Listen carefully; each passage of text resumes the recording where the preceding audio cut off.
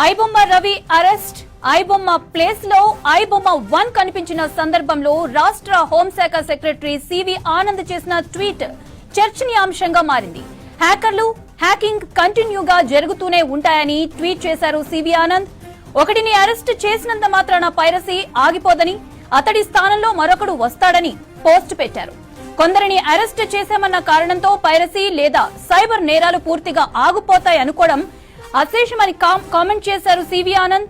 Piracy ఆగాలంటే నివారణ ఒక్కటే మార్గమని, ఈజీ మార్గాల్లో డబ్బులు సంపాదించాలన్న కోరిక తగ్గించుకోవాలని సూచించారు ఆనంద్.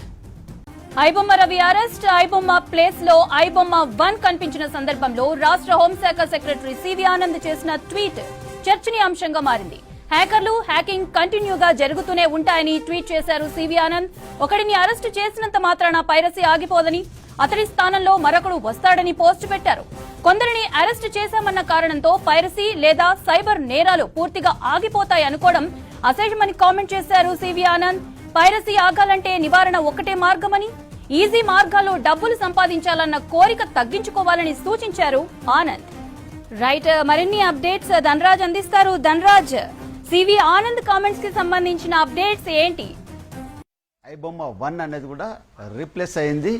ఇక మనం ఐబొమ్మ సంబంధించినటువంటి సినిమా పైరసీ వ్యవహారంలో ఇమ్మడి రవిని అరెస్ట్ చేసినటువంటి క్రమంలో ప్రిన్సిపల్ హోమ్ సెక్రటరీ తను ఇంట్రెస్టింగ్ సంబంధించినట్టు ఒక ట్వీట్ చేయడం జరిగింది. దానిపైననే చూసినట్టయితే, దానిలో అంశాలు చూసినట్టయితే, ఎవరైతే ఇలాంటి పైరసీ సంబంధించినటువంటి వెబ్సైట్లు కావచ్చు, అదేవిధంగా ఐబొమ్మ లాంటి రవిని అరెస్ట్ చేసినా ఇలాంటి మరోటి కొత్తగా ఇలాంటి సైట్లు పుట్టుకొస్తూనే ఉంటాయి. ఇలాంటికి సంబంధించినటువంటి పైరసీ అనేది ఆగదు. మరికొన్ని సంబంధించినటువంటి కొత్తవి కూడా మళ్ళీ మొదలు పెడుతూనే ఉంటారు. ఎందుకంటే నేరాలకు సంబంధించి సైబర్ నేరాలు కావచ్చు, సైబర్ సంబంధించినటువంటి ఇతర సంబంధించినటువంటి గ్యాంగులను అరెస్టు చేస్తూనే ఉంటాము. మళ్ళీ కొత్త కొత్త పంతాలలో వాళ్ళంతా కూడా పుట్టుకొస్తూనే ఉంటారు. దీనికి నివారణ మాత్రం ఒకటే, ఈ పైరసీ సంబంధించిన వ్యవహారంలో అత్యాశకు పోయి మొత్తం వీటిని ఫాలో కావద్దు. ఎందుకంటే ఈజీగా ఏది కూడా రాదు మొత్తం అనే విషయాన్ని కూడా సివి ఆనంద్ తన ట్విట్టర్లో కూడా పేర్కోవడం జరిగింది.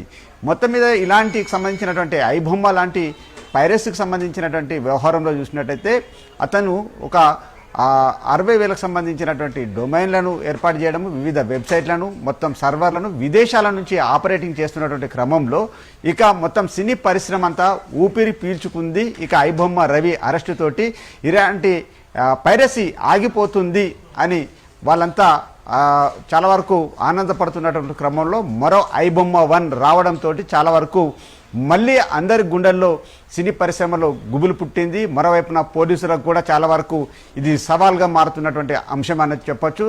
ఈ వ్యవహారం పైననే మరి ఇక home principal secretary CV Anand కూడా దానిపైన ట్విట్టర్లో తన ట్వీట్ చేశాడు. దీనికి ఒకటే నివారణ, ఏదైతే తమకు ఈజీగా వస్తుందనే ఇలాంటి పైరసీ సంబంధించినటువంటి వెబ్సైట్లను ఎంకరేజ్ చేయకూడదు. మొత్తం మీద దీన్ని ఎప్పటికప్పుడు అరికడుతూనే ఉండాలి. ఇలాంటి వ్యవహారంలో పోలీసులు కూడా తగు జాగ్రత్తలు తీసుకొని ఇలాంటి హ్యాకర్లు కావచ్చు, ఇలాంటి పైరసీకి సంబంధించినటువంటి నిందితులను పట్టుకోవడం ఒకటే అనే అంశాన్ని కూడా గత హోమ్ ప్రిన్సిపల్ ఇప్పుడు ఉన్నటువంటి హోమ్ ప్రిన్సిపల్ సెక్రటరీ అయినటువంటి సివి ఆనంద్ తన ట్విట్టర్లో పేర్కోవడం చాలా చర్చనీయాంశంగా మారింది. మౌనిత.